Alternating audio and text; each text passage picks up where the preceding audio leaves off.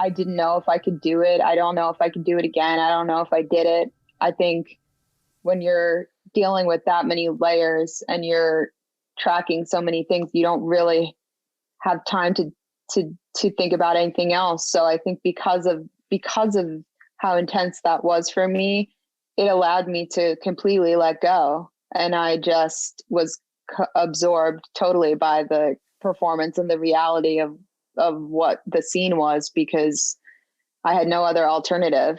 I was completely exposed on every level. So if I'm confronted with a situation like that, I'll just jump. Filmmaker Magazine presents Back to One with Peter Rinaldi. Aubrey Plaza is an actor. She sat down with me in cyberspace to talk about the work.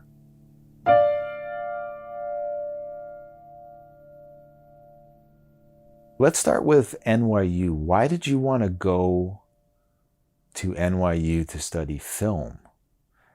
And then talk about crossing paths with Tish Hill, which I'm assuming was around that time. What kind of work you did with her and what that formed in you as an actor. Oh my God, Tish Hill. I cannot believe. Man, well, I wanted to go to NYU for several reasons. I've always wanted to be an actor, but I've always, I think, considered myself a filmmaker, shooting small films in my yard and, since I was a kid. So movies are everything to me and were everything to me. And when I was thinking about college, I had an acting coach named Drusy McDaniels in Philadelphia when I was in high school. She gave me the advice to go to college for something other than theater, even though she ironically was a theater professor, because she was like, if you're interested in filmmaking, you should learn about all aspects of it because it'll all help. And so I always kind of had the intention of doing both. And NYU just made a lot of sense for me because I felt like it was the place for artists that were interested in the kind of artistic aspects of making film rather than the financial commercial success of movies, which some other institutions I think were more known for, USC. And I don't know. And I wanted to be in New York, honestly, because I had a real desire to study at the Upright Citizens Brigade Theater. And I knew that if I went to New York, then I could go to NYU and study film, but at night I could go to the UCB and take classes there. But Tish Hill was someone that I met through Tish School of the Arts, because Marquetta Kimbrell was the premier, acting professor at the school at that time. I believe she has passed away since. She was pretty old when I met her. I only experienced her one time, I think. And Tish Hill was the substitute acting teacher for my directing the actor class. And she was just this wild South African woman that just was speaking my language. And I honestly have the worst memory ever, but I remember she kind of said to me, if you're interested in studying just with me, here's my number. I have this other class that I do. And, I wouldn't say it was totally above the board, but I did it. And it was kind of my first really intense acting experience, working with her, because she had methods that were very unconventional. Like I remember she taught us in, this sounds like a joke. She taught us in I'm pretty sure it was an abandoned Applebee's in Times Square. And we were in Times Square. I'm not kidding. Like a bunch of actors that were just paying her under the table. And we were studying in some weird space that was like some half construction zone restaurant that had been abandoned. And I remember one time she made me go into Times Square on the street, and she just said, I want you to go and talk to a police officer in character. And I did that. And it was just things like that you just don't hear about every day. And so I guess she was just pushing the boundaries and pushing the process for me in a way that was not academic and more kind of based on life experiences. How long did you stay with her? What was it like at the end of your NYU time? And when you were working with her, were you thinking, well, this makes more sense to me than any kind of academic thing, so why am I doing that? Well, I mean, I think I always was not interested in the academic part of things in terms of filmmaking. I loved watching movies, and I loved having assignments to dissect the movie and write about it. But I don't consider myself very studious. I was more of a hustler. I don't even know how I graduated. I don't know how I got good grades because I definitely didn't follow deadlines and things. So school was just never that interesting to me, and I didn't really take advantage of that fully. And I graduated in 3 years because I just wanted so desperately to be out in the world and audition for things that I was like, get me out of school. But the end was very abrupt because I finished way early, and I was just ready to go. I mean, looking back on it now, I don't know how I had the confidence to just go like, no, I'm doing this in a city where everyone is trying to do the same thing. But if you were forced to teach acting right now, like a regime took over and they said, you're not an actor anymore, you're going to teach acting, what would that be like? I mean, I hope that I could be like Tish. I don't know. I don't know. Because I don't subscribe to one method. I don't think that one method has all the answers, but I think it's a great tool. So I'm definitely kind of interested in how life informs art, and kind of using your own struggles and your own pain and the experiences that you've had in your acting and in your performance. So I'd be kind of one of those acting teachers, I think, that's pushing people to the brink and trying to get people to say the truth all the time.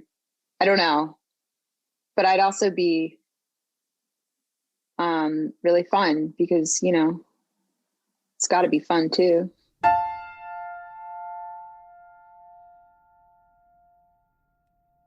Can we have a philosophical conversation about comedy? Yes. Oh, I thought you were going to say no. No. I mean, yes. Whatever you want. Like what? This is your show. I feel like comedy people that I really like you, are giving me what I want. I'm laughing. I'm loving it. There is a part of me always, though, that thinks, oh, I think they want to go to this weird corner of comedy. I feel like they want to go there. I want them to go there. Mm-hmm. They're not going there because it's an unsafe place, or because the restrictions of the creatives and whatever thing they're in, whatever content they're in. And so I feel like that's the thing that I'm always like satisfied, but I'm always like, one day they're going to go there. But maybe they have to do it on their own. Maybe they have to be the ones that make it. Where do you want them to go? I don't know. A place where they're not sure that I'm going to laugh. It's almost like the comedy is not a sure thing.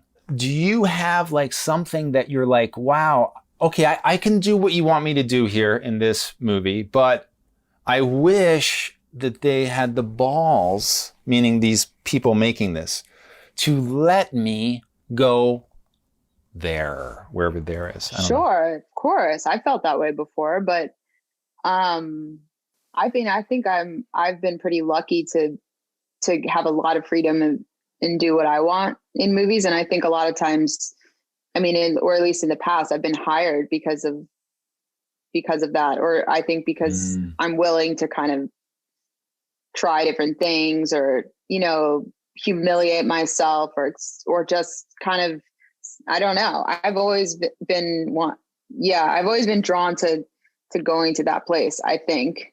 And I think there's people like Andy Kaufman, who, you know, I think was one of the first people that I can remember that just made audiences so uncomfortable, and he didn't give a shit, because that was what was interesting to him. And I think that there's definitely a part of me that wants to do that all the time. And I find ways to kind of do it sometimes. And then I get kind of like pulled back into like, no, you have to be likable. And that's, you have to, that's what I'm saying. People have to like you. So the blah, blah, blah.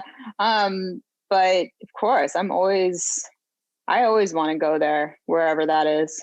And do you feel like because you keep being pulled back or something, that is this what made you start to want to produce and to eventually direct, or to like be the controller of this content? I think that me wanting to produce and direct, I don't think comes from a place of me feeling like I need, you know, like I've been, you know, oppressed, or feeling like I've been held back. But it does come from a place of wanting to have some level of control, and some, you know, an arena for me to call the shots, and to have my opinion matter. And I'm just a lover of movies, and so I think movies are kind of this like mystical experience, making them and creating them, putting them out into the world. And so I think just being in a position where I can just try to have the most effect on the end result is probably what has driven me the most to produce. But I think also just creatively, like, yeah, if I'm producing a movie, then, you know, I'm going to be able to do things that I probably maybe wouldn't have normally been able to do. And I can also say, like, I believe in this. Like, Black Bear was not a movie that, I'm not going to name any names, but Black Bear wasn't a movie that everyone believed in, at least in my world. And it's scary to go, no, I think this is a good idea. And I think I can see it, you know? So it's an opportunity to do that. And sometimes it works out and sometimes it doesn't. How early did you get involved with Black Bear? Like, did Larry write this for you? Yes. Interesting. At least that's what he says. But we can never believe everything that Larry says, can we? So you read the script that he says he wrote for you. You like it.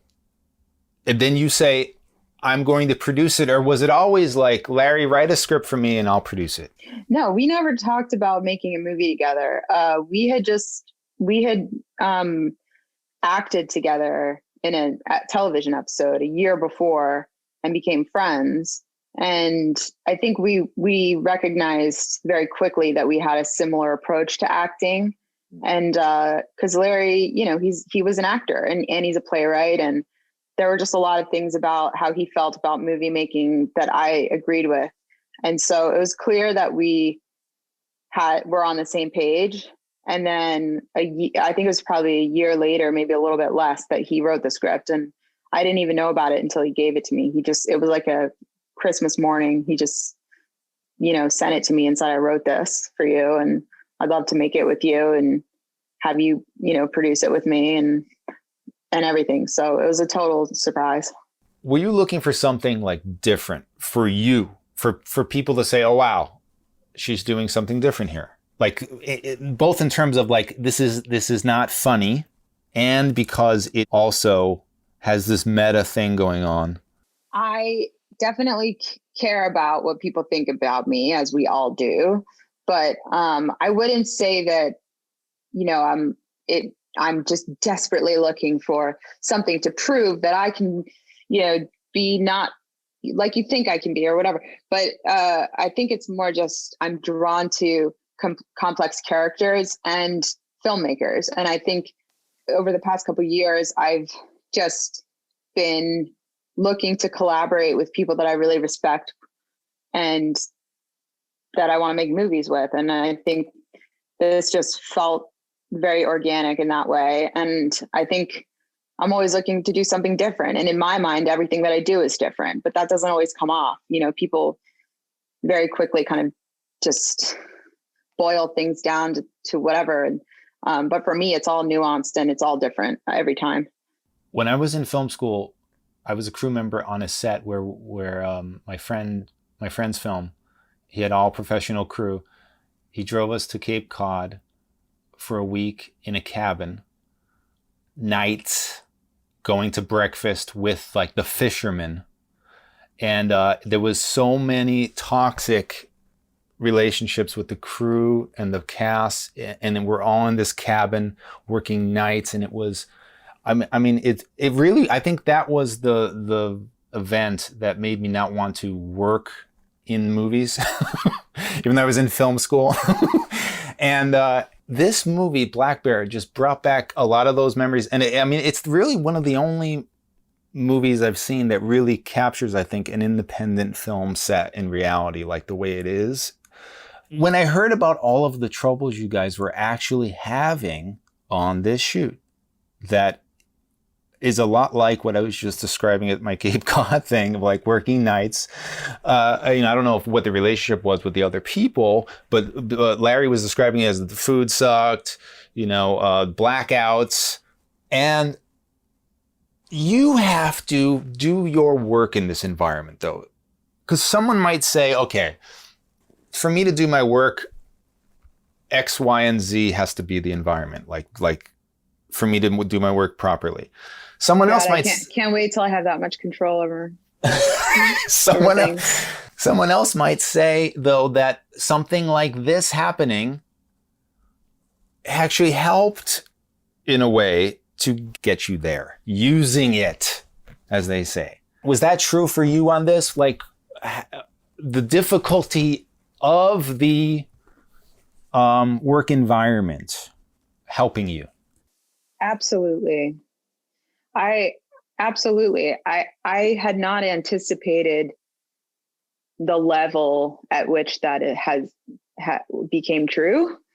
I did not realize, I knew what I was signing up for emotionally, physically, psychologically, but I was not aware of geographically and just kind of, there were a lot of elements that came into play with the location and the conditions that we were in that elevated that experience to a level of insanity. And it felt like we were shooting a student film with no money, but with the most incredible actors and crew. We were up against everything. We were just constantly battling with just whatever fucking shit happened. But I would say that it does infuse itself into the movie. And I don't think it's always the case. And I don't think that, every movie has to be, almost killing you to be good. But I will say in the past, there's a lot of stories I've heard about films that were nightmares to shoot that ended up being classic movies that were amazing, and films that were a breeze to shoot that ended up being a piece of shit. And I think that especially in the environment of filmmaking that we're in now, where we have these huge streaming companies just pumping millions of dollars into some of these bloated budgets, it's like there's a creepiness that happens on screen when everything is going right and everything's comfortable and everyone's just kind of phoning it in. And I'm not saying that's always the case. Sometimes there's a huge budget movie that's also incredible and it's all whatever, but it's just sometimes money doesn't matter. It's not really, it doesn't help. And I think that sometimes the poor conditions and the crazy things actually end up working in the end towards making the art kind of even more alive than it would have been. The meta aspect of the second part, like when you have to do so many really intense emotional things, but you're also like you can almost count like how many different layers of like you're playing an actress doing a role, getting to a place of emotional, like for her, for that character. So like you're an actor playing an actor, perform, you know what I mean? Does that kind of meta multi-layers actually take off some kind of burden? I don't know. Yeah, I mean, that was an incredibly challenging thing to do. I didn't know if I could do it. I don't know if I could do it again. I don't know if I did it. I guess a very, very simple answer is when you're dealing with that many layers and you're tracking so many things, you don't really have time to think about anything else. So I think because of how intense that was for me, it allowed me to completely let go. And I just was absorbed totally by the performance and the reality of what the scene was, because I had no other alternative. You know, I was completely exposed on every level. So if I'm confronted with a situation like that, I'll just jump into the deep ends, dark, murky waters. Is it true that you were on your way this 1 hour drive to the set when you learned that that day you were going to be doing that scene and you didn't think you were going to be doing that scene? Yes, that scene was not the scheduled day that I was supposed to do it, which added a whole other mountain of anxiety for me, because there's always, when you're shooting a movie, I feel like there's always that one day that you clock going, that day is going to be difficult. That's going to be my difficult day. When I get through that day, I'll be able to relax a little bit. And that was that day for me. And it rushed me like a tsunami. It was just like, and it's fucking here and you're doing it. And yeah, you can't do anything about it. It's happening no matter if you want it to happen or not. But I'm sure there's an element of that helped, you know, and it wasn't a masterminded manipulation on Larry's part, although you never can be quite sure. That was the rain, you know, that was Mother Nature going, you wanted this, you got it. When I see a movie like Always Shine by Sophia Takal, Larry's wife, I only know people that know her, and I met her once, and I met Larry once. I think I know people that know them. But I know enough about them to think when I watch that movie, oh wait, is this about her relationship with blank? Mm-hmm. And then when I was watching this, I was thinking, oh my God, is this about Sophia? Then at the end, the first thing comes up is for Sophia. And so my question is, do you know Sophia? Did you feel like you wanted to talk to her? Did you want to talk to Larry specifically and say, you know, what's going on here? Like you're married to an actress who's a director. Was that something you needed to do, wanted to do? Absolutely not. The movie had nothing to do with Sophia for me. For Larry, that's a different story. But, you know, I'm also in an intimate, long-term relationship with a filmmaker who has directed me multiple times. Mm-hmm. And so one of the motivations for writing the script, I think, was these discussions that Larry and I had about how complicated it is to film with your partner. Oh, wow. Yeah. And so there were, you know, I knew there were things for me that were very familiar. There were things for Larry that were very familiar, but I think, yeah, like overall it was personal for me on as many levels as it was personal for Larry. But at the same time, it was, you know, it was an opportunity for me to kind of create a new character, a new human being that had their own memories and trauma that had nothing to do with real life. So I had a lot to work with. I didn't need to call Sophia up, but so I would say it was personal to both of us.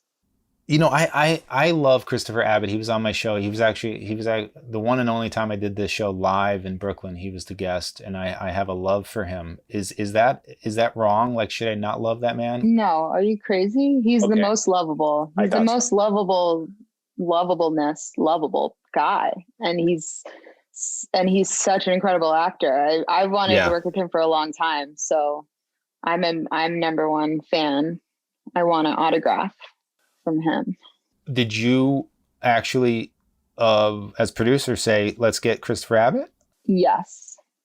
Cool. And Larry liked that idea and also wanted him. So we both wanted him. We're so lucky that we got him. When you come back from a shoot like that and you say, okay, we survived it, we got it, and you even when you see it, we did that, it's great, or whatever you feel. But do you also think at the same time, if we did this on an iPhone, it wouldn't look so special, but the time is what I would value as a artist in this, rather than like, do you think about that when you come back from something like this? No, I don't ever want to shoot a movie on an iPhone. I'd rather jump off a brick ledge. It's important what the movie looks like. It's a visual, and I wish I could shoot everything on film. If I had my way, this would be shot on film. And I know Larry feels the same way.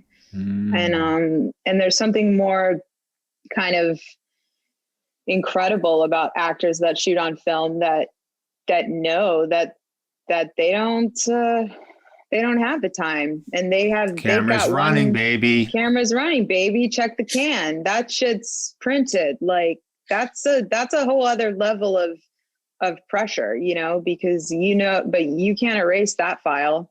So right. I think it's kind of more badass to shoot on film and to not have that many takes and to know like this is it. And but yes, I want more time. Always want more time. Always want more time. But I don't want to compromise the craft.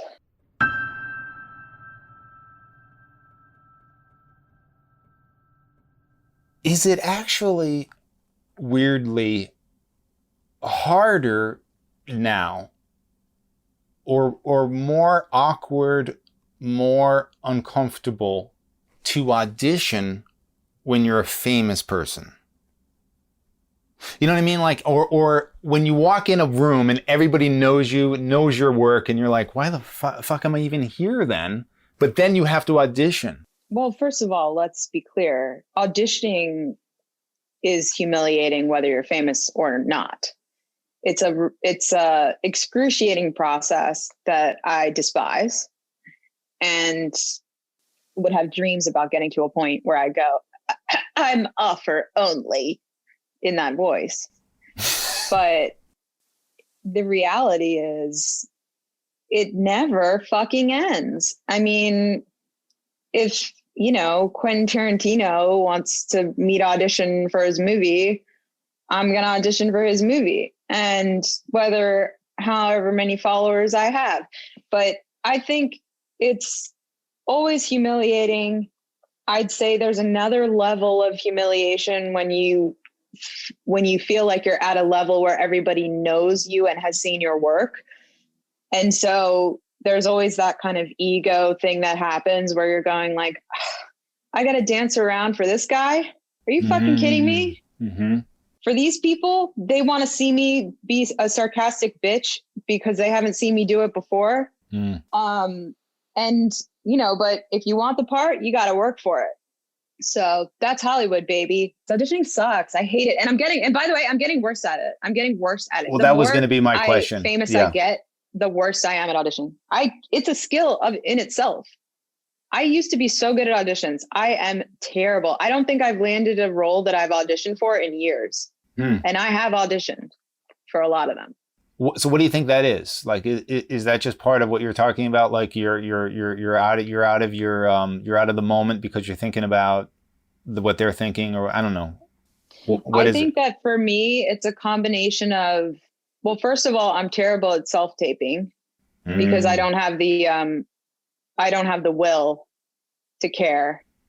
And I don't like myself properly. I mean, you see that I'm laying on a bed right now and I shouldn't be. You should do self-tape like this. I know, but see, I wouldn't get the part. I'm telling you, the people that get parts off self-tapes, they're clever little fucking people. They light themselves with the ring light. They just know how to work it. And I don't have that skill. I just can't care enough. And I wish I did, but I don't. You're making me think now, like, yes, that it's like this type of person now that is thriving in the self-tape era are these like people that like to like, oh, I'm going to do my project today. And like they set up their background and then they put fucking like Virgos. Like, so that like, I'm just saying that ushers out a whole section of the talent that aren't like that. No shit. You think Christopher Abbott's good at self-taping? Christopher Abbott, no way. Right. You know who, and I'll tell you who's good at self-taping. Sarah Gadon. Because she knows what's up and she's organized. Two great actors, ladies and gentlemen. Two great actors. Two examples of incredible actors. One nails the self-tape. Right. The other never nails it.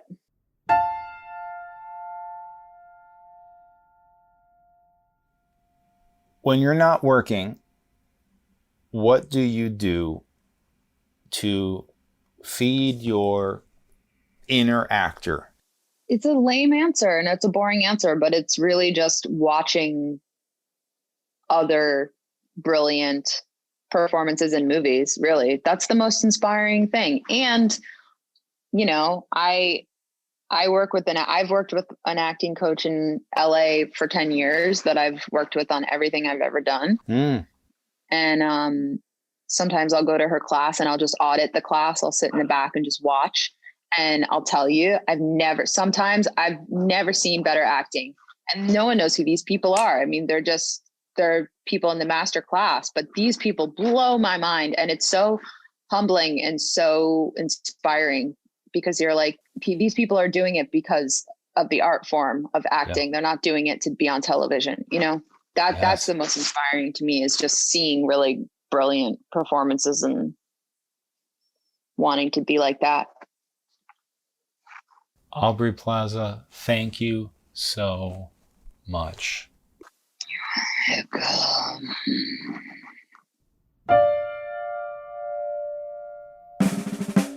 Back to One is a production of Filmmaker Magazine, which is a publication of IFP, the Independent Filmmaker Project. Listen to back episodes of this podcast at filmmakermagazine.com or wherever you get your podcasts.